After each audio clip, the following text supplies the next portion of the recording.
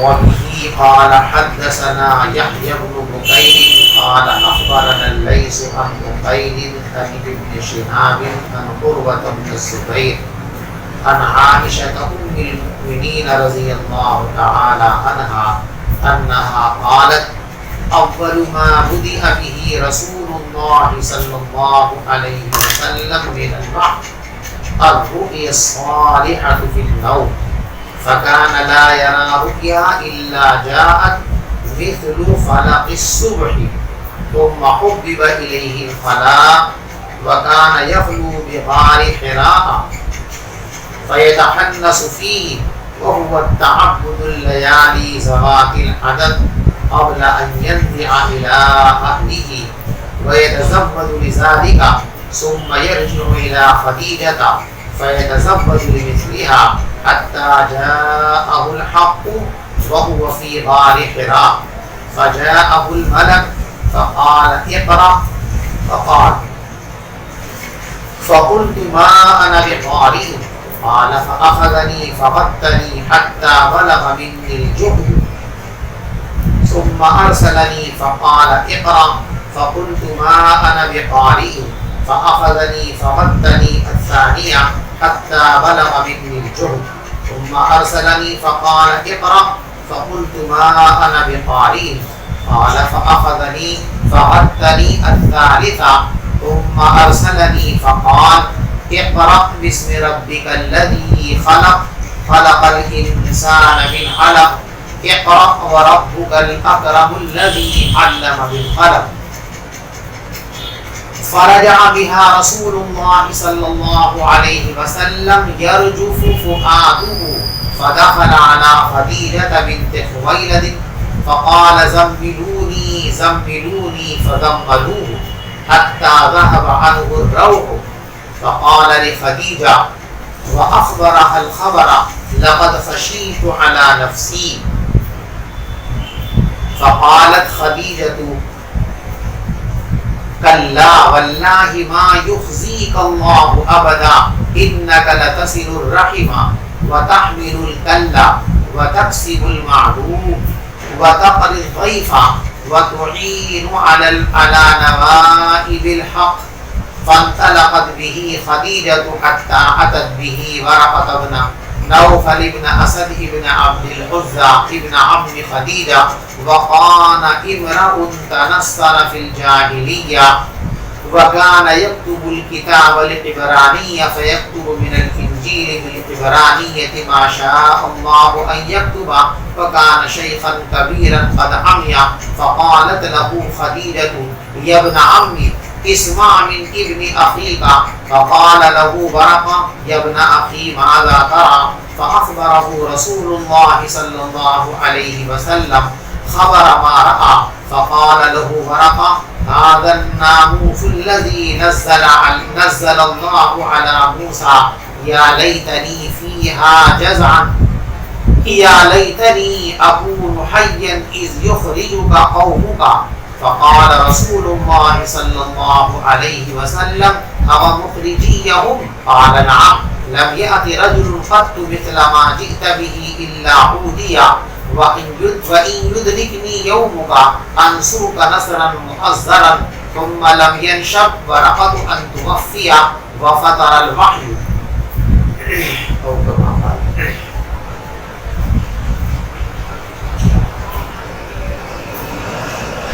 دیکھیے کتاب الوحی کی تیسری حدیث ہے. یہ حدیث حضرت عائشہ صدیقہ رضی اللہ تعالی عنہا سے مروی ہے. جس وقت وحی کا سلسلہ شروع ہوا ہے حضرت عائشہ صدیقہ رضی اللہ تعالی عنہا اس وقت پیدا نہیں ہوئی، اس لیے یہ روایت مراسیل صحابہ میں سے مرسل صحابی کے قبل سے، اور مراسیل صحابہ بالاتفاق معتبر اور صحیح ہے. یعنی حضرت عائشہ صدیقہ رضی اللہ تعالی عنہا نے یہ حالات اور واقعات خود مشاہدہ نہیں فرمائے ہیں، بلکہ حضرت عائشہ نے یہ واقعات کسی سے سنے ہیں اور پھر سن کر ان کو بیان کیا ہے، لیکن اختصار و اعتماد کے پیش نظر ان کا نام ذکر نہیں کیا ہے۔ تو ابتداء وحی کے حالات حضرت عائشہ صدیقہ رضی اللہ تعالی عنہا اس روایت کے اندر بیان فرما رہے ہیں، فرماتی ہیں اول ما بدأ به رسول اللہ، کہ وحی کا سلسلہ سب سے پہلے نبی پاک علیہ السلام کے لیے جو شروع ہوا ہے تو وہ ہے خوابوں کا سلسلہ، یعنی سب سے پہلے آپ کو خواب دکھائے گئے ہیں اور خوابوں کے سلسلے کے بعد پھر وحی کے نزول کا باقاعدہ قرآن کے نزول کا سلسلہ شروع ہوا ہے۔ جس طرح وحی صحیح کی آمد سے پہلے حضرت نبی پاک صلی اللہ علیہ وسلم کو خوابوں کا سلسلہ شروع ہوا، تمام نبیوں کے ساتھ یہی سلسلہ ہوتا ہے۔ دیکھو، جس دنیا میں ہم رہتے ہیں اس دنیا کے علاوہ ایک دنیا ہے عالم مثال۔ عالم مثال میں عالم دنیا اور عالم آخرت دونوں کی تمام چیزوں کی تمثیل اور مثالیں ہیں، تو کاپیاں ہیں، فوٹو کاپی کہہ لیجیے آج کے زمانے کے اعتبار سے، کہ جو کچھ عالم آخرت میں ہے اس سب کی مثال اور فوٹو عالم مثال کے اندر موجود ہے۔ جو کچھ دنیا میں ہے اس سب کی فوٹو کاپی اور مثال بھی عالم مثال کے اندر موجود ہے۔ تو انبیاء علیہم الصلاۃ والتسلیم کو جو خواب دکھائے جاتے ہیں گویا کہ ان کو عالم مثال کی سیر کرائی جاتی ہے ان کی روحوں کو خواب کی حالت میں، تاکہ عالم آخرت اور عالم غیب سے تعلق رکھنے والی جو چیزیں ہیں ان سے ان کو کسی قدر مناسبت پیدا ہو جائے، اور پھر جب ان پر باقاعدہ وحی کی آمد کا سلسلہ شروع ہو تو ان باتوں کو سنبھالنا سمجھنا ان کے لیے آسان اور سہل ہو جائے، اس لیے پہلے خوابوں کا سلسلہ شروع کیا جاتا ہے۔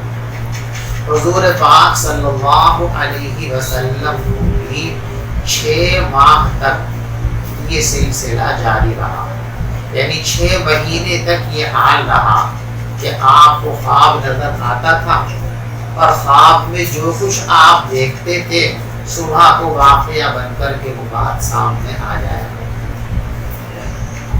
اس کے بعد وحی کا سلسلہ شروع ہوا، جبریل امین کی آمد کا سلسلہ شروع ہوا اور قرآن پاک کی جو سب سے پہلی آیتیں ہیں وہ نازل کی گئی۔ اسی کو فرماتے اول ما بدأ به رسول اللہ صلی اللہ علیہ وسلم من الوحی الرؤیا الصالحۃ فی النوم، سب سے پہلے جس چیز کے ذریعے شروع کیا گیا رسول پاک صلی اللہ علیہ وسلم کے لیے وحی کا سلسلہ وہ سچے خواب ہیں جو نیند میں آپ کو دکھائے جاتے تھے۔ فَكَانَ لَا يَرَى رُؤْيَا إِلَّا جَاءَتْ، بس آپ کوئی خواب نہیں دیکھتے تھے مگر صبح روشن کی طرح اس کی تعبیر سامنے آ جایا کرتی تھی۔ جو خواب دیکھتے تھے وہ خواب واقعہ بن کر آپ کے سامنے آ جاتا تھا۔ 6 ماہ تک یہ سلسلہ شروع ہوا۔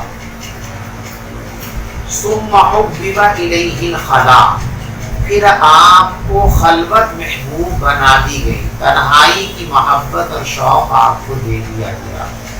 دیکھو ثم جو ہے یہ عموماً ترافی کے لیے آتا ہے، اس سے بظاہر ایسا لگتا ہے کہ پہلے 6 مہینے تک خوابوں کا سلسلہ جاری رہا اور اس کے بعد خلوت نشینی کا سلسلہ شروع ہوا۔ ثم سے بظاہر یہ بات سمجھ میں آ سکتی ہے، لیکن ایسا نہیں۔ خوابوں کا سلسلہ اور خلوت کا سلسلہ یہ دونوں ایک ہی ساتھ ہیں۔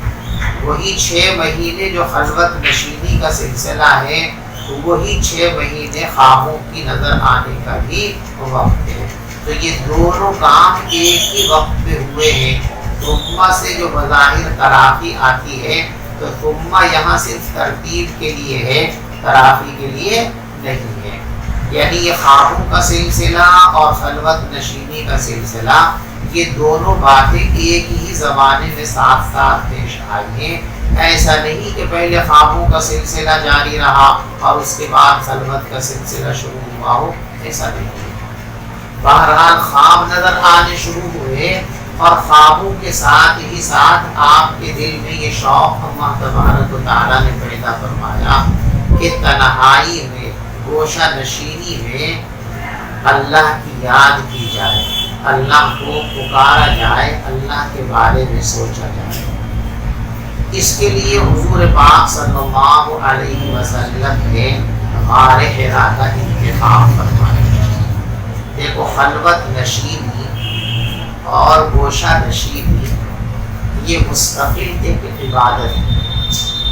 خلوت نشینی میں آپ گوشہ نشین ہو کر نفلیں بھی نہیں پڑھتے، کوئی نیک کام اور نہیں کرتے، بس وہاں صرف سوچتے ہو، تو یہ خلوت نشینی خود ایک عبادت ہے۔ اسی لیے حضرت شیخ حضرت مولانا محمد زکریا صاحب نور اللہ مرقدہ فرمایا کرتے تھے کہ گوشہ نشینی اور خلوت نشینی ایسی بڑی چیز ہے کہ ٹھیکری بھی گوشہ نشینی کے نتیجے میں ہیرا بن جاتی ہے، اور ہیرا بھی اختلاط کی وجہ سے ٹھیکری بن جاتا ہے۔ یعنی کوئی آدمی بہت کمالات کا حامل نہیں، لیکن وہ فضولیات سے بچے، بلا وجہ کے خرافات سے بچے، لوگوں کے رتب و یابش سے بچے، لوگوں سے اپنے دھیان کو ہٹا کر اپنے خالق کی طرف اپنے دھیان کو مرکوز کر دے، تو کتنا ہی گیا گزرا آدمی ہو، وہ بھی ایک دن انشاءاللہ باکمال انسان بن جائے۔ تو فرماتے تھے کہ ٹھیکری بھی خلوت نشینی کے نتیجے میں ہیرا بن جائے، اور فرماتے تھے کہ ہیرا بھی اختلاط مع الناس کی صورت میں ٹھیکری بن جائے، کیونکہ اختلاط ہوگا، لوگوں کی صحبتوں کے جو غلط اثرات ہوں گے اس سے متاثر ہوگا، فکر متاثر ہوگی، عمل متاثر ہوگا، پوری زندگی کا نظام بدل جائے گا۔ جو کمالات اس کے اندر ہیں، جو صلاحیتیں اس کے اندر ہیں، جن کے ذریعے وہ آخرت کی بڑی منزلوں کو طے کر سکتا ہے، دنیا میں کچھ کام کر سکتا ہے، ان ساری صلاحیتوں پر زنگ لگ جائے گا اور وہ لوگوں کی اختلاط کے گرد و غبار میں ڈھک جائیں گی، تو بیکار ہو جائے گا۔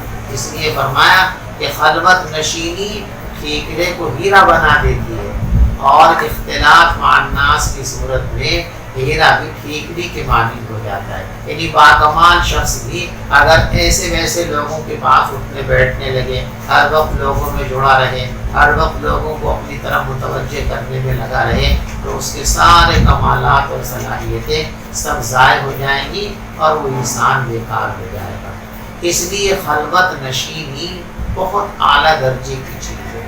کمال پیدا کرنے کے لیے لوگوں سے تعلقات کو کم کرنا، لوگوں سے دور رہنا، اور بلا ضرورت لوگوں سے نہ ملے اس کا اہتمام کرنا، اور تنہائی میں بیٹھ کر اپنے بارے میں، اپنی حقیقت کو سوچنا، اللہ کی عظمت کا تصور کرنا، اللہ کے انعامات کا تصور کرنا، اللہ کی نعمتوں کا استحضار کرنا، یہ انسان کے اندر کمال پیدا کرنے والی چیز ہے۔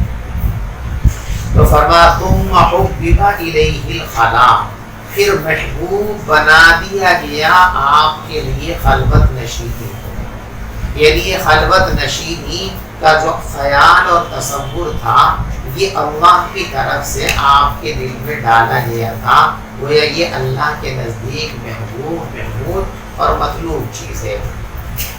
اس کے لیے حضور پاک صلی اللہ علیہ وسلم نے غار حرا کا انتخاب کیا۔ غار کہتے ہیں پہاڑ کے درمیان موجود شغاف کو، بیت اللہ سے تقریباً 3 میل کے فاصلے پر یہ ایک پہاڑ ہے جس کا نام جبل نور ہے. اس میں بالکل اس کی چوٹی پر ایک غار ہے. ایسا لگتا ہے کہ اللہ نے خاص طور پہ عبادت کے لیے اس کو بنایا. یعنی وہ اتنا لمبا اور چوڑا ہے کہ آدمی اس میں آسانی کے ساتھ کھڑا ہو سکے اور لیٹنا چاہے تو لیٹ بھی سکے. اور وہاں سے بیت اللہ نظر آتا ہے. جب بیت اللہ کی طرف رخ کر کے اس میں کھڑے ہوں گے تو اس میں ایک سوراخ سا ہے بیچ میں. اس سوراخ سے بیت اللہ براہ راست نظر آتا ہے. تو اسی خصوصیت کی وجہ سے نبی پاک صلی اللہ علیہ وسلم نے اس کا انتخاب کیا کہ آپ اپنے گھر سے توشہ لے کر کے کھانے پینے کا سامان لے کر کے غار حرا کے اندر تشریف لے جایا کرتے تھے. اور غار حرا میں آپ کئی روز تک اللہ کی عبادت میں مشغول رہا کرتے تھے. اللہ کا ذکر کیا کرتے تھے، فکر کیا کرتے تھے. کئی روز گزرنے کے بعد جب آپ کو ذرا گھر والوں کی یاد آتی اور توشہ وغیرہ ختم ہو جاتا تو اس کے بعد نبی پاک صلی اللہ علیہ وسلم کا تشریف لاتے. حضرت خدیجہ سے ملاقات کر کے، گھر والوں سے ملاقات کر کے، اور پھر مزید توشہ لے کر کے پھر غار حرا میں تشریف لے جایا کرتے تھے. اسی کو فرمایا ثم حبب الیہ الخلاء وکان یخلو بغار حرا. اور حضرت خلوت نشینی فرمایا کرتے تھے غار حرا میں. فیتحنس فیہ، بس آپ اس میں تحنس فرماتے تھے. تحنس کا اردو میں ترجمہ آپ کر سکتے ہیں چلہ کشی کرتے، ایک جگہ بیٹھ کر عبادت کرنا. فیتحنس، دیکھو یہ حنس سے لیا گیا ہے. تحنس کے معنی کیے گئے عبادت ہے نا، وہو التعبد. تو عبادت اس کے معنی لزومی ہے. اصل پہ یہ ہے حنس سے، اور حس کے معنی آتے ہیں گناہ، قسم کو توڑ دینا. یہ باب تفاعل کا مصدر ہے، اور باب تفاعل کی ایک خصوصیت ہے سلب ماخذ.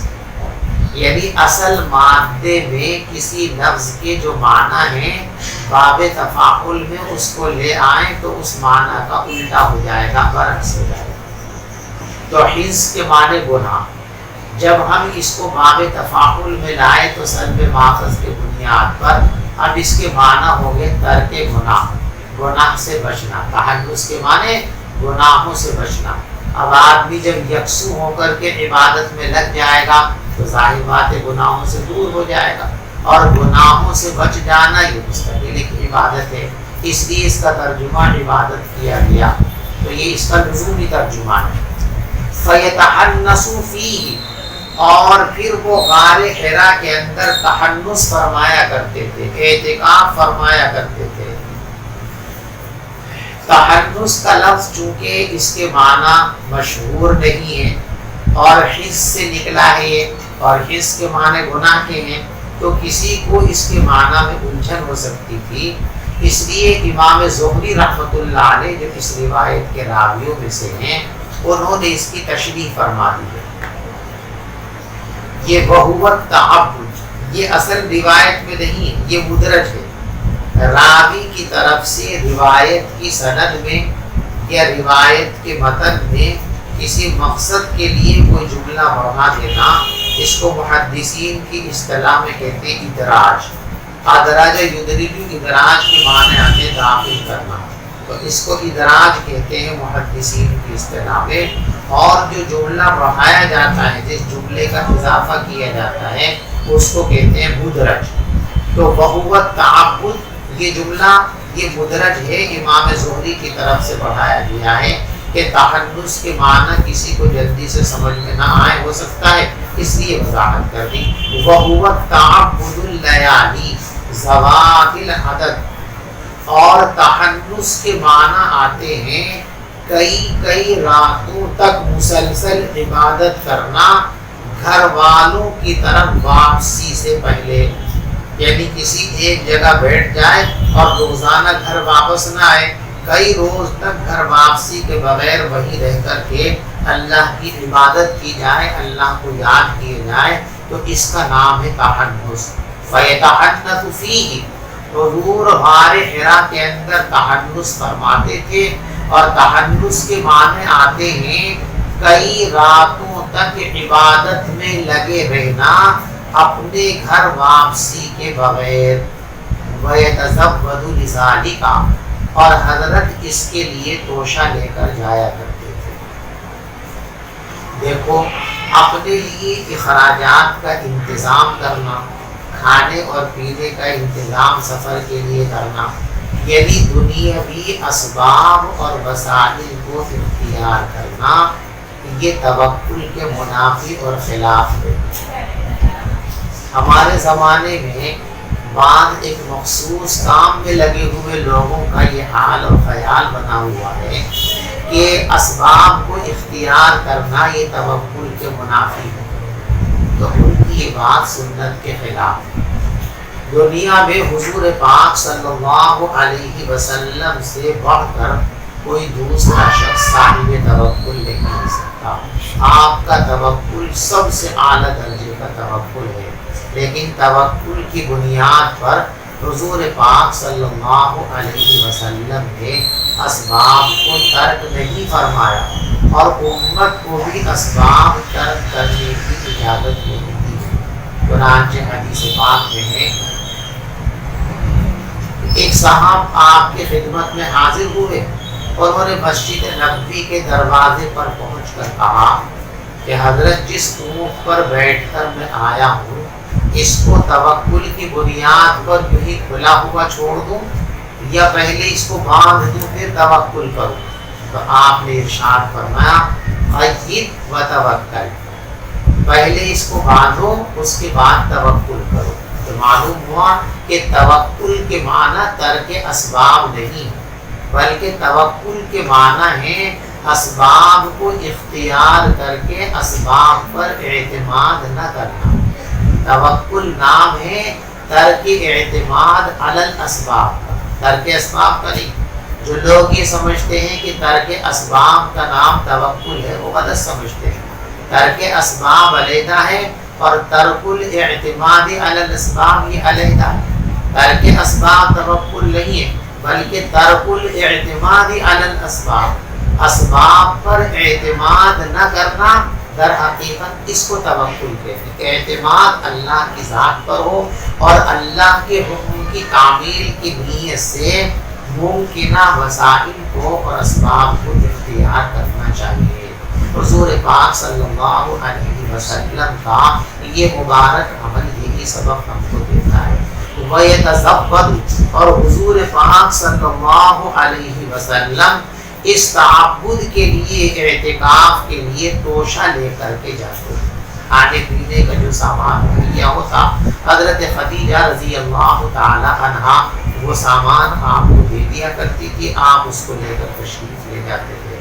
ثم یرجع الی خدیجہ، پھر آپ لوٹ آتے تھے حضرت خدیجہ رضی اللہ تعالی عنہا کی طرف۔ حضرت خدیجہ رضی اللہ تعالی عنہا یہ حضور پاک صلی اللہ علیہ وسلم کی سب سے پہلی زوجہ مطہرہ ہیں، سب سے پہلی ام المؤمنین۔ حضور پاک صلی اللہ علیہ وسلم سے نکاح ہونے سے پہلے ان کے دو نکاح اور ہوئے۔ ایک نکاح ان کا پہلے ابو حالہ سے ہوا تھا، پھر ان کی وفات کے بعد ایک اور نکاح ہوا، کبھی انتقال ہو گیا۔ تیسرے نمبر پر ان کا نکاح ہوا ہے حضرت نبی پاک صلی اللہ علیہ وسلم سے۔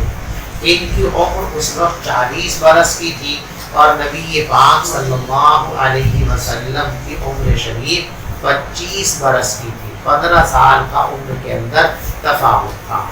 حضرت محمد مصطفیٰ صلی اللہ علیہ وسلم کا ان سے نکاح ہوا۔ انتہائی پاک باز عورت ہے، اسلام سے پہلے ہی مدینے میں یہ طاہرہ کے لقب سے موصوف ہے۔ طاہرہ، پاک صاف عورت، پاک دامن عورت، پاکیزہ عورت۔ تو یہ حضرت کی سب سے پہلی بیوی ہے اور ان کی یہ خصوصیت ہے کہ جب تک یہ حضور پاک صلی اللہ علیہ وسلم کے نکاح میں رہی ہیں، نبی پاک علیہ السلام نے کوئی دوسرا نکاح نہیں فرمایا۔ جتنے بھی آپ کے نکاح ہوئے ہیں یہ سب کے سب حضرت خدیجہ رضی اللہ تعالیٰ عنہا کی وفات کے بعد ہوئے ہیں۔ آپ کے رہتے ہوئے آپ نے کوئی دوسرا نکاح نہیں فرمایا۔ حضرت خدیجہ رضی اللہ تعالیٰ عنہا یہ سب سے پہلی مسلمان ہوئی ہے، اس لیے کہ وحی آنے کے بعد سب سے پہلے جو اس کی خبر دی ہے حضور پاک صلی اللہ علیہ وسلم نے حضرت خدیجہ رضی اللہ تعالیٰ عنہا کو دی ہے۔ تو جب سب سے پہلے خبر ان کو ملی ہے اور وہ آپ کی معتقدہ ہیں، آپ کی ہر بات پر لبیک کہنے والی ہیں، تو گویا سب سے پہلے اسلام کے پیغام کو قبول کرنے والی یا کم سے کم سب سے پہلے اسلام کے پیغام کو سننے والی بھی کون ہے؟ حضرت خدیجہ رضی اللہ تعالیٰ عنہا۔ ثم یرجع الی خدیجہ، پھر حضور پاک صلی اللہ علیہ وسلم لوٹ آتے تھے حضرت خدیجہ کے پاس، فیتزود لمثلھا، پھر وہ ایسا ہی توشہ دے دیا کرتی تھی، اتنا ہی توشہ دے دیا کرتی تھی، حتی جاءہ الحق، یہاں تک کہ آپ کے پاس حق آ گیا۔ حق آ گیا یعنی دین حق کا پیغام آپ کے پاس آ گیا، نبوت کا پیغام آپ کے پاس آ گیا، رسالت کا پیغام آپ کے پاس آ گیا۔ اور بعض لوگوں نے کہا کہ حق سے مراد یہاں جبریل امین ہے، کہ جبریل امین آ گئے۔ آپ حسب معمول غار حرا میں تشریف فرما تھے۔ اب آپ کا ارادہ ہوا کہ گھر چلا جاؤں آج، تو غروب آفتاب کے بعد حضرت اس غار سے باہر نکلے، اور غار کے باہر جو ایک کھلی جگہ تھی جو میدانی شکل اختیار کیے ہوئے تھی، اس گفا اور غار سے نکل کر باہر آئے۔ اچانک جبریل امین آپ کے سامنے آ گئے، اور پھر پہلی وحی قرآن کی جو پہلی آیتیں ہیں وہ آپ کی خدمت میں پیش کی گئی، اسی کو فرمایا گیا حتی جاءہ الحق، یہاں تک کہ حق کا پیغام آپ کے پاس آ گیا جس وقت آپ غار حرا کے اندر موجود تھے۔ یہ جو پہلی وحی آپ کے پاس آئی ہے، یعنی آپ کو جو نبوت ملی ہے، یہ کب ملی؟ بعض حضرات کا خیال تو یہ ہے کہ پہلی وحی آپ کے اوپر آئی ہے 17 رمضان، اور بعض حضرات کا خیال یہ ہے کہ ربیع الاول کے مہینے میں یہ عمل ہوا ہے، کہ ربیع الاول کے مہینے میں ہی آپ پیدا ہوئے اور ربیع الاول کے مہینے میں ہی آپ کو نبوت اور رسالت کا اعزاز حاصل ہوا۔ تو یہ دو قول ہیں، پہلی وحی آپ پر جو ہے رمضان کے مہینے میں آئی ہے، یا پہلی وحی آپ پر ربیع الاول کے مہینے میں آئی ہے۔ بعض لوگوں کا خیال یہ ہے کہ ربیع الاول کے مہینے میں پہلی وحی آپ کے اوپر آئی ہے، اور بعض لوگوں کا خیال یہ ہے کہ رمضان المبارک کے مہینے میں پہلی وحی آپ کے اوپر آئی ہے۔ دونوں قولوں کے درمیان اس طرح تطبیق دے سکتے ہیں کہ خام یہ بھی وحی کا ایک حصہ ہے۔ حدیث میں فرمایا گیا کہ نبوت کے 46 اجزاء میں سے 46واں جز جو ہے یہ خام ہے، اس لیے کہ پیغمبر علیہ السلام کی نبوت کی زندگی 23 سال ہے، اور 23 سال کو اگر 6 مہینے میں بانٹا جائے تو 46 اجزاء بنتے، تو 6 مہینے تک خوابوں کا سلسلہ جاری رہا، تو 46 وجہ سے مشکات میں روایت سارے مشکات میں پڑھی کہ خواب سچے خواب رویائے صالحہ کہ نبوت کا 46واں جز ہے، یہ بھی وحی کا ایک حصہ ہے نا۔ تو دونوں قولوں کے درمیان یوں تطبیق دی جا سکتی ہے کہ ربیع الاول کے مہینے میں تو آپ کے لیے خوابوں کا سلسلہ شروع کیا گیا، وہ بھی وحی ہے۔ لہذا اس اعتبار سے یوں کہنا کہ وحی کا سلسلہ آپ کے لیے شروع ہوا ماہ ربیع الاول میں، درست ہے، اس لیے کہ وحی کا جو پیش خیمہ ہے، وحی کا جو دیباچہ ہے، وہ ربیع الاول کے مہینے میں شروع ہو گیا، کیونکہ ربیع الاول سے رمضان تک آپ گنیں گے تو 6 ماہ، اور اصل وحی قرآن پاک کا نزول وحی ثانی کب شروع ہوئی؟ وہ رمضان کے مہینے میں۔ تو یوں کہنا کہ وحی کا سلسلہ رمضان میں شروع ہوا، یہ بھی اپنی جگہ پر درست ہے، اور وحی کا سلسلہ ربیع الاول میں شروع ہوا، یہ بھی صحیح ہے۔ وہاں ربیع الاول میں جو وحی ہے اس کا مصداق رؤیا صالحہ ہے، اور رمضان میں جس وحی کا تذکرہ ہے اس سے مراد وحی صریحی ہے، نزول قرآن ہے، کہ نزول قرآن کا سلسلہ شروع ہوا رمضان میں، اس کو قرآن میں بیان کیا گیا، شہر رمضان الذی انزل فیہ القرآن، اور روایتوں میں بھی اس کی وضاحت اور تشریح موجود ہے۔ تو خوابوں کا سلسلہ ربیع الاول میں ہے، اور نزول قرآن کا سلسلہ رمضان کے مبارک مہینے میں ہے۔ اس لیے یہ کہنا کہ ربیع الاول میں وحی کا سلسلہ شروع ہوا، یہ بھی ایک اعتبار سے درست اور صحیح ہے، اور رمضان کے مہینے میں شروع ہوا، یہ بھی درست اور صحیح ہے، دونوں قولوں کے اندر کوئی تعارض نہیں ہے۔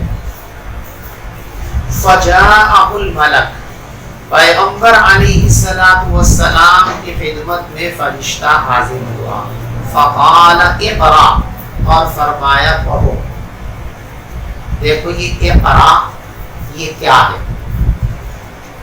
جو پہلی وحی ہے اس کا پہلا لفظ بھی کیا ہے؟ اقرا۔ تو جبریل امین نے یوں فرمایا تھا آتے اقرا، پڑھیے۔ یہ اقرا وحی کا پہلا لفظ ہے، یا آدمی جب کسی چیز کو پڑھوانا چاہتا ہے تو اس کو حکم دیتا پڑھیے؟ تو یہ اقرا یہ جبریل امین کی طرف سے اطلاع تھی کہ آپ پڑھنا شروع کریں، یا یہ وحی کا پہلا لفظ آپ نے پیش کیا تھا؟ بعض لوگوں کا خیال یہ ہے کہ جو اقرا ہے، فقال اقرا، آپ نے کہا پڑھو، تو یہ پڑھو اور اقرا یہ وحی کا جز نہیں ہے، وہ جو پہلی وحی ہے اقرا بسم ربک الذی خلق، یہ اس کا حصہ نہیں ہے، یہ تو آپ کو متنبہ کرنے کے لیے اور وحی کی جانب آپ کی توجہ مبذول کرنے کے لیے ایک اطلاعی لفظ ہے، پڑھیے اقرا۔ تو یہ جبریل امین کی طرف سے اطلاعی لفظ ہے، آپ کی طرف سے حکم ہے، آپ کی طرف سے درخواست ہے کہ آپ کو جو کچھ پڑھایا جانا ہے آپ اس کو پڑھنے کے لیے تیار ہو جائیے، ٹھیک ہے جی۔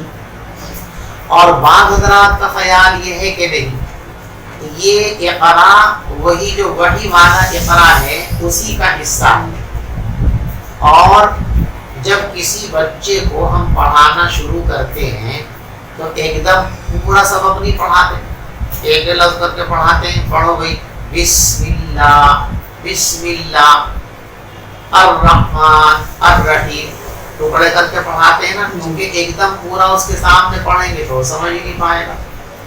تو یہ اقرا جو ہے اسی وحی کا حصہ ہے کہ آپ نے پہلے پوری وحی نہ پڑھ کر کیسے ایک جملہ پڑھا اس کا اقرا۔ تو یہ وحی کا پہلا جز بھی ہو سکتا ہے اور اطلاعی لفظ بھی ہو سکتا ہے، دونوں احتمال حضرات محدثین نے بیان فرمائے ہیں۔ بات سمجھ میں آئی؟ فقال اقرا، تو فرشتے نے کہا پڑھیے، فقال فقلت ما انا بقاری، پیغمبر علیہ السلام فرماتے ہیں کہ میں نے عرض کیا ما انا بقاری، میں تو پڑھا ہوا نہیں ہوں۔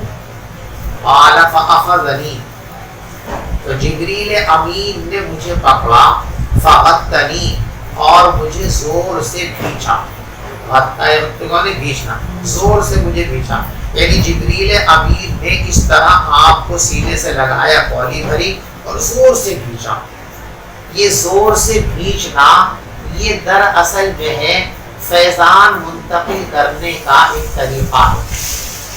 چنانچہ حضرت عبداللہ ابن عباس رضی اللہ تعالیٰ فرماتے ہیں کہ رسول پاک صلی اللہ علیہ وسلم نے ایک بار مجھے سینے سے لگایا، ضمنی، مجھے ملا لیا سینے سے، اور پھر دعا کی اللہم علمہ الکتاب، کتاب، اے اللہ ان کو کتاب یعنی قرآن کا علم مرحمت فرما دیجیے، عطا فرما دیجیے۔ بزرگوں اور اکابر کے بھی ہیں کہ سینے سے لگا کر کے جو انوار و برکات کو منتقل کیا جاتا ہے، تو یہ بے بنیاد چیز نہیں۔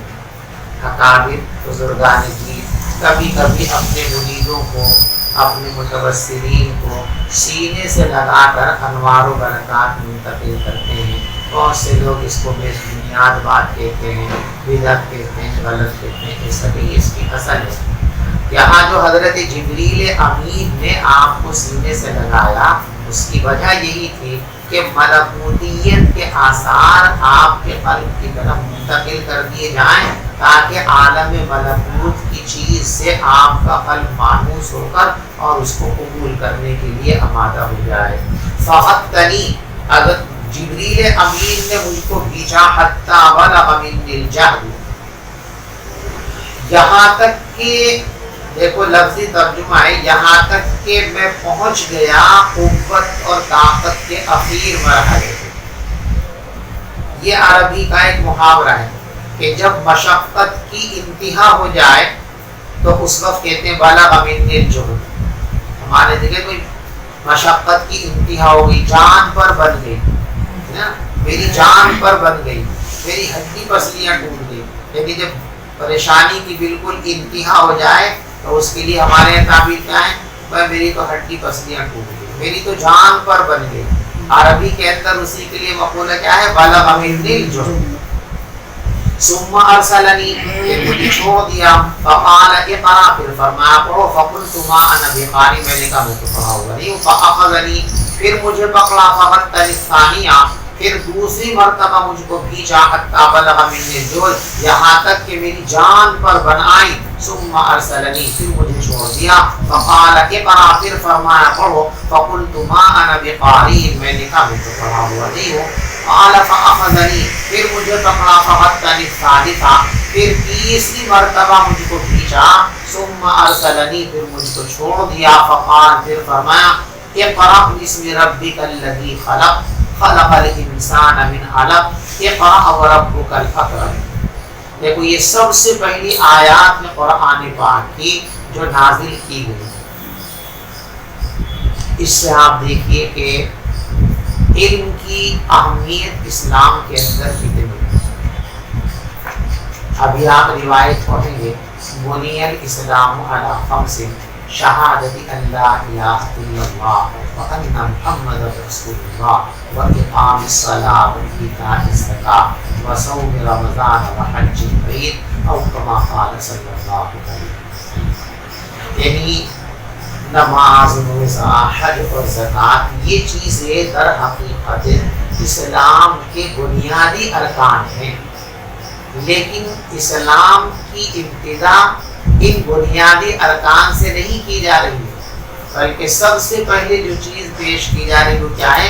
علم کا پیغام۔ معلوم ہوا کہ علم انسان کی سب سے پہلی اور بنیادی ضرورت ہے۔ علم انسان کی سب سے اہم ترین ضرورت ہے، اس لیے سب سے پہلے علم کا انتظام کیا گیا، باقی چیزوں کا انتظام بعد میں کیا گیا۔ اقرأ باسم ربک الخلق، اقرأ باسم ربک الذی خلق، آپ پڑھیے اپنے اس پروردگار کے نام سے جس نے آپ کو پیدا کیا۔ دیکھو ایک بحث لوگوں میں چلی ہوئی ہے کہ علم دین اور علم دنیا، بعض لوگ کہتے ہیں کہ علم دین اور علم دنیا کی یہ تقسیم غلط ہے، لیکن ایسا کہنے والوں کی بات غلط ہے۔ شریف بات ہے، وہ حضرات اپنے اس مقصد کے لیے ایک دلیل لاتے ہیں، کہتے ہیں کہ دیکھو اقرا کا یہاں پر مفعول ذکر نہیں کیا گیا، اور جب کسی فعل کا مفعول ذکر نہ کیے جائے تو وہاں مراد تعمیم ہوتی ہے۔ تو فرمایا اقرا، پڑھو، پڑھو کا کوئی مفعول نہیں تو سب چیزیں پڑھو، تو سب چیزیں پڑھو تو معلوم ہوا کہ سارے علوم علم ہیں، اس میں کوئی تخصیص علوم شرعیہ اور علوم غیر شرعیہ کی نہیں ہونی چاہیے، لیکن یہ بات غلط ہے، استدلال کی غلط ہے۔ اقرا صرف کہا جاتا، مفعول کو حذف کر کے اقرا کہا جاتا تو تعمیم کے یہ معنی مراد لیے جا سکتے تھے، لیکن یہاں کیا فرمایا، اقرا بسم ربک، آپ پڑھیے اپنے پروردگار کا نام لے کر کے۔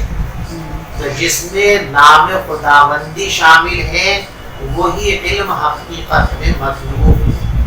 جیسے مشکات کے اندر آپ نے پڑھ لیا، علم تو تین ہی ہے، علم تو وما سوا ذالک فہو فضل، اور اس کے علاوہ جو کچھ ہے وہ فضل ہے۔ اس کا یہ مطلب نہیں ہے کہ آپ دوسرے علوم حاصل نہ کریں۔ حضور پاک صلی اللہ علیہ وسلم نے جس طرح علوم شرعیہ حاصل کرنے کی تعلیم و تلقین فرمائی ہے، علوم شرعیہ کے علاوہ جو دیگر علوم ہیں ان کو حاصل کرنے کی بھی نبی پاک صلی اللہ علیہ وسلم نے تلقین فرمائی ہے، حکم دیا ہے، اس لیے کہ وہ بھی انسان کی ضرورت ہے۔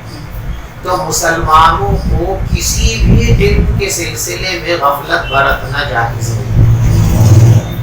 جتنے بھی فنون ہیں اور جتنے بھی علوم ہیں جن سے انسانیت کی خدمت کی جائے، جن سے انسانیت کی بھلائی کے کام کیے جائیں، جو چیزیں انسانیت کی ضرورت کو پورا کرنے میں مہم و مددگار ہوں، ایسے تمام فنون کو حاصل کرنا، ان میں مہارت حاصل کرنا، ان کے فروغ کی محنت اور کوشش کرنا، یہ تمام مسلمانوں پر لازم اور ضروری ہے۔ علوم عصریہ جن کو ہم کہتے ہیں، مسلمانوں کو ایک لمحے کے لیے بھی ان سے غافل رہنے کی اجازت نہیں ہے۔ ان کو ان تمام علوم کے اندر مہارت تامہ حاصل کرنی چاہیے، ان علوم کی درسگاہوں کا قیام کرنا چاہیے، ان علوم میں اپنی قوم کو آگے بڑھانے کی پوری کوششیں کرنی چاہیے۔ یہ ہماری ملی ضرورت ہے، اس سے چشم پوشی کرنا جرم عظیم ہے اور خودکشی کے مترادف ہے۔ تو علوم عصریہ، علوم غیر دینیہ انتہائی ضروری ہیں، مسلمانوں کو حاصل بھی کرنا چاہیے، مسلمانوں کو اس میں اولین پوزیشن بھی حاصل کرنی چاہیے، لیکن ہر چیز کا اپنا ایک مقام ہوتا ہے۔ ضرورت کا یہ مطلب نہیں ہے کہ جو باہمی فرق ہے، فرق مراتب، اس فرق مراتب کو ہم ختم کر دیں۔ فرق مراتب ختم کرنے کی اجازت نہیں دی جا سکتی۔ علوم شرعیہ ان کو وجوب کا درجہ حاصل ہے، لہذا علوم شرعیہ اور غیر علوم شرعیہ ان کے بیچ کی جو حد ہے، ہم اس حد کو ہٹا کر کے سب کو ایک بنا دیں، یہ غلط بات ہے۔ اور علوم شرعیہ کے نام پر ان علوم سے بے بہرا رہ جائیں اور ان کو حاصل نہ کریں، امت ان سے غافل رہ جائے، یہ بھی جو ہے خودکشی ہے، یہ بھی درست اور صحیح نہیں ہے۔ مسلمانوں کو دونوں طرح کے علوم حاصل کرنے چاہیے، لیکن دونوں میں جو فرق مراتب ہے، جو حد فاصل ہے، اس فرق مراتب کو ختم نہیں کیا جا سکتا، حد فاصل کو ختم نہیں کیا جا سکتا۔ علم شرعی کا مصداق اسی کو کہیں گے جو اسم خداوندی پر، نام خداوندی پر مشتمل ہو، وہی علم شرعی ہے، وہی علم دینی ہے۔ اور اس کے بہت سارے فوائد ہیں۔ جو لوگ اس تقسیم کو رد کرتے ہیں اور اسے مولویوں کی اور جو ہے علماء کی اجارہداری قرار دیتے ہیں، تقیہ سے قرار دیتے ہیں، عدامت پسندی قرار دیتے ہیں، یہ سیاسی ہے۔ دیکھو، اس کا سب سے بڑا قرینہ یہ ہے، حدیث پاک میں یہ ہے کہ قیامت کی نشانیوں میں سے ایک نشانی یہ ہے کہ دنیا سے علم کو اٹھا لیا جائے۔ فرمایا کہ قیامت، جب تک علم باقی ہے قیامت نہیں آئے گی، علم اٹھا لیا جائے گا تو پھر قیامت آ جائے گی۔ تو قیامت سے پہلے علم اٹھایا جائے گا، جب تک علم دنیا کے اندر موجود ہے تب تک قیامت نہیں آئے گی۔ ایک بات سمجھ گیا؟ کہ علم کا قیامت سے پہلے اٹھ جانا ضروری ہے. جب تک علم نہیں اٹھے گا قیامت نہیں آئے گی. اس لیے کہ قیامت آنے سے پہلے ہدایت کا خاتمہ ضروری ہے اور ضلالت، گمراہی اور شرک سے اور کفر سے اس دنیا کا بھر جانا ضروری ہے. اور دنیا کے اندر کفر، ضلالت، گمراہی، جب تک علم ہے یہ چیزیں غالب نہیں آ سکتی. ان کے آنے کے لیے ضروری ہے علم کا اٹھ جانا. اس لیے قیامت سے پہلے علم اٹھے گا اور علم کے اٹھ جانے کے بعد دین اٹھے گا اور دین کے اٹھ جانے کے بعد کفر کا، شرک کا، معصیت کا، شیطانیت کا خاتمہ ہو جائے گا اور وہی دنیا کا اخیر ہوگا قیامت تک. تو معلوم ہوا کہ قیامت سے پہلے علم اٹھے گا. اور یہ جو فنون ہیں یہ قیامت سے پہلے اٹھیں گے کہ بڑھیں گے؟ بڑھیں گے نا. اس لیے کہ فنون میں جتنی ترقی ہوتی جا رہی ہے، بڑھوتری ہوتی جا رہی ہے، اتنا ہی انسان دین سے دور ہوتا جا رہا ہے. تو جو فنون ہیں جن کو ہم دنیاوی علوم کہتے ہیں، یہ قیامت سے پہلے اپنی معراج حاصل کرے گا. بلندی بڑھوتری ہوگی بے انتہا. انسان ایسی ایسی ایجادات، ایسی ایسی ترقی اور ایسے ایسے وسائل دریافت کر لے گا کہ عقل حیران رہ جائے گی. اگر علم دینی اور علم غیر دینی، علم شریعت کوئی فرق نہ ہوتا تو اب دونوں باتوں میں ٹکراؤ ہو جائے گا. معلوم ہوا کہ ایک چیز قیامت سے پہلے اپنے عروج پر جائے گی اور ایک چیز ختم ہوگی. تو ختم ہونے والی چیز اور عروج کی بلندیوں کو پانے والی چیز، یہ دونوں ایک کیسے ہو سکتی ہے؟ یہ بڑا قرینہ ہے اس بات کا کہ دونوں علوم میں فرق مراتب اور حد فاصل ہے. لیکن فرق مراتب اور حد فاصل کا یہ مطلب نہیں ہے کہ ہمیں ایک کو چھوڑ دیں ایک کو لے لیں. ہمیں دونوں کو اختیار کرنا ہے، دونوں کو لینا ہے. اس لیے کہ اللہ نے آپ کو دنیا میں بھیجا ہے اللہ کی مرضی کے موافق دنیا کو برتنے کے لیے، دنیا کے نظام کو چلانے کے لیے. اور اس کے لیے دنیا کو جاننا ضروری ہے. دنیا کو نہیں جانیں گے تو اس کو استعمال کیسے کریں گے، اس سے فائدہ حاصل کیسے کریں گے؟ تو آپ سمجھیے، ایک ہے استعمال کرنا، ایک ہے استعمال صحیح اور استعمال غیر صحیح کا امتیاز کرنا. ٹھیک ہے نا؟ تو اس دنیا میں ہم کو اپنی زندگی جینے کے لیے دو باتوں کا معلوم ہونا ضروری ہے. اول، دنیا کو استعمال کرنے کا طریقہ. دوسرے، اس استعمال کے صحیح اور غیر صحیح ہونے کی حقیقت کو جاننا اور پہچاننا. یہ دو چیزیں ہمارے لیے ضروری ہیں. ٹھیک ہے نا؟ دنیاوی چیزوں کو استعمال کرنے کا طریقہ جان لینا یہ علم دنیاوی، اور اس طریقے کے بارے میں یہ طے کر لینا کہ یہ طریقہ صحیح ہے یا طریقہ صحیح نہیں ہے، یہ جان لینا یہ علم شریعت. تو علم شریعت کی بھی ضرورت ہے اور دنیاوی علوم کی بھی ضرورت ہے. لیکن دونوں کی ضرورت کے باوجود یہ بات اپنی جگہ پر مسلم ہے کہ دونوں کے درمیان فرق مراتب ہے، دونوں کے درمیان حد فاصل ہے. اور قرآن و حدیث کے اندر جو علوم کے فضائل بیان کیے گئے ہیں، ان فضائل کا مصداق وہی علوم ہیں جو علوم شرعیہ کہلاتے ہیں.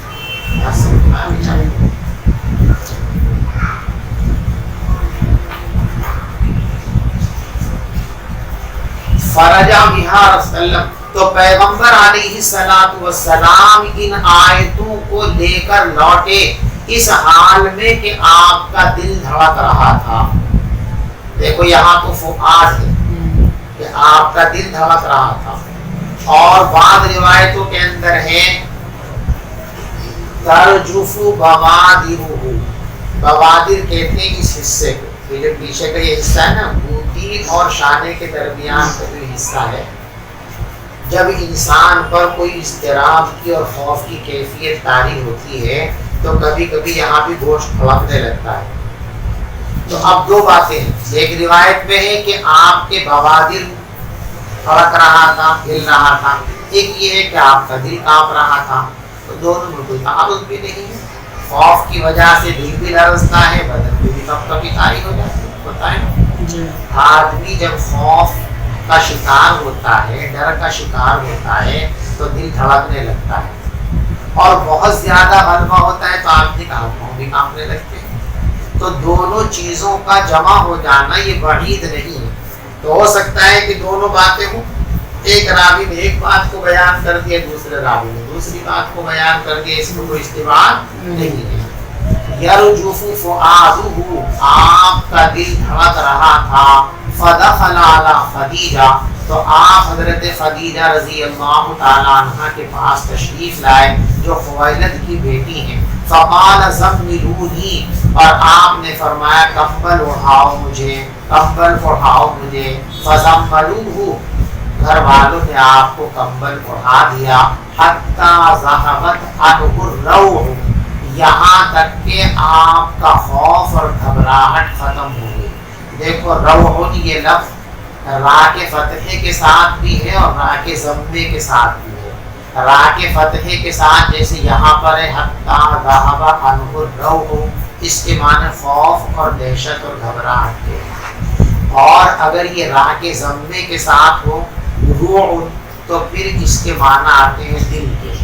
جیسے ایک حدیث کے اندر ہے نفس فی روحی، کہ جبریل امین نے ابھی ابھی یہ بات میرے دل میں ڈالی ہے. حتی ذہب عنہ الروع، یہاں تک کہ آپ کی گھبراہٹ ختم ہو گئی. فقال لخدیجہ، تو آپ نے حضرت خدیجہ سے فرمایا وَأَخْبَرَ الْخَبَرَ، اور آپ نے پورا قصہ آپ کو سنایا. دیکھو قال کا مقولہ یہ ہے لقد خشیت، آپ نے فرمایا کہ مجھے جان چلے جانے کا خوف ہے. فقالت خدیجہ کلا، حضرت خدیجہ رضی اللہ تعالیٰ عنہ نے فرمایا ایسا ہرگز نہیں ہوگا. اس کی تلقین کی جائے